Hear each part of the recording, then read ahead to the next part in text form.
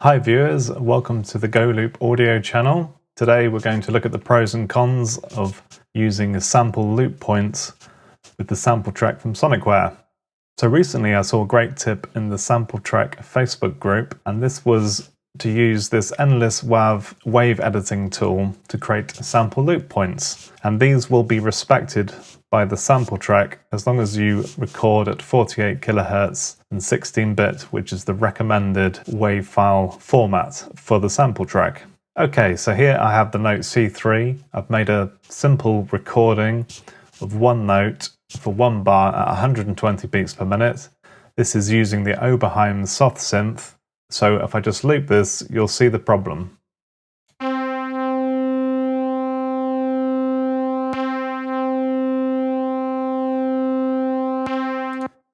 So you can see every time it loops on itself, it's going to replay the attack at the start of the note.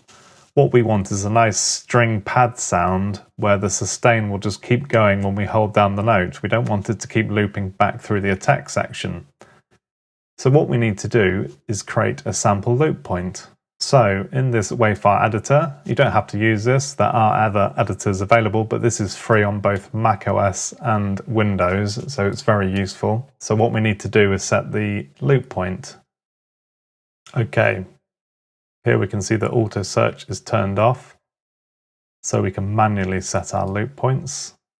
So somewhere after the initial attack section, we'll put the start, and then it could be anywhere towards the end. On the right hand side here, you can see the cross point. And if you don't want any kind of click or glitch, you could try and get these at 0. So they cross at a 0 point. That looks smooth. Let's see what that sounds like.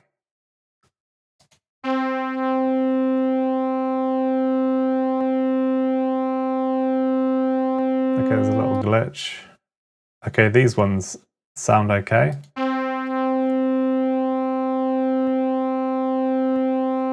As you can see, it's sustaining through the loop point. So let's save that.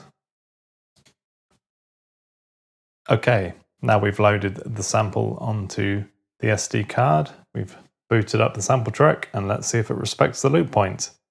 So let's go into Pool, select the sample. We go into our pool, started to create a library.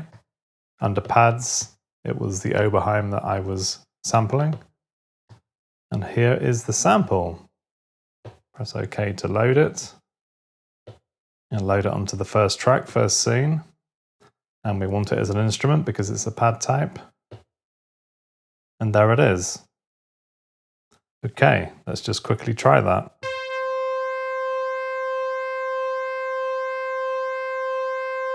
As you can see, it's looping nicely.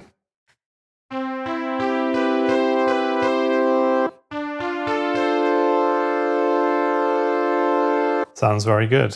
One thing to note is that I like to sample at C3, so I just need to change where the SmplTrek puts that, because by default it puts samples onto C4. So if we just function track 1 from the home page, sample note is C4, go into here,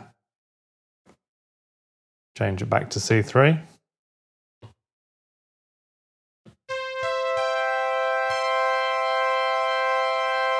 There we go.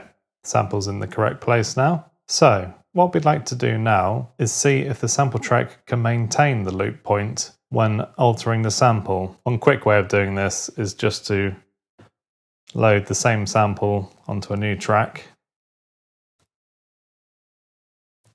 and then normalize it. Let's say up to -6 dB processing. So now we have the normalized version of the wave file. So what it's done is it's taken the wave file that we edited with the sample loop point, it's normalized it and has written it out as a new sample. So has it maintained the sample loop point when doing that? Let's press OK to load it. Load it to the second track. Instrument type again. Okay, we see a slightly different screen here, so we can kind of tell that the loop point is no longer there. So let's turn looping on and let's see what happens this time if I hold it down. Okay. As you can hear, the sample loop point is no longer respected. So this is the caveat of using sample loop points in the SmplTrek. Sure, you can edit your WAV files in advance as long as you stick to 48K and 16-bit samples. The SmplTrek will respect the loop point when you load it in, but as soon as you change the sample and write it back out, then the SmplTrek won't write that information and you'll lose your loop point. So what are the workarounds for this?